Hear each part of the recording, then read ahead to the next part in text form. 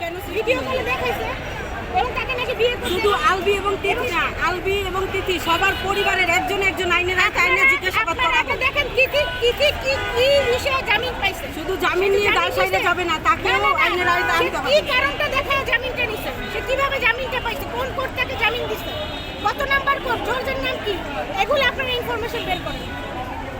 এটাকে 2 দিন পরে সবাই ভুলে যাবে, হালকা হয়ে যাবে, এটা ভাবার কোনো সুযোগ নাই। আমরা কিন্তু সালমান শাহ হত্যার বিচারে আজকে 30 বছর যাবত চাইতেছি। আমরা এই ইকরারটা ভুলে যাব না, আমরা ইকরারটা ভুলে যাব না। হয়তো আজকে আপনারা এখানে দেখেন কোনো মানে রক্তের কোনো আত্মীয় নাই, কেউ নাই, কোনো বাড়ি পরিবার নাই, সাহসকে আমরা যার ধন্যবাদ। জায়গা থেকে আসছি। বাড়ি সাহসকে একদম অন্তরস্থল থেকে ধন্যবাদ।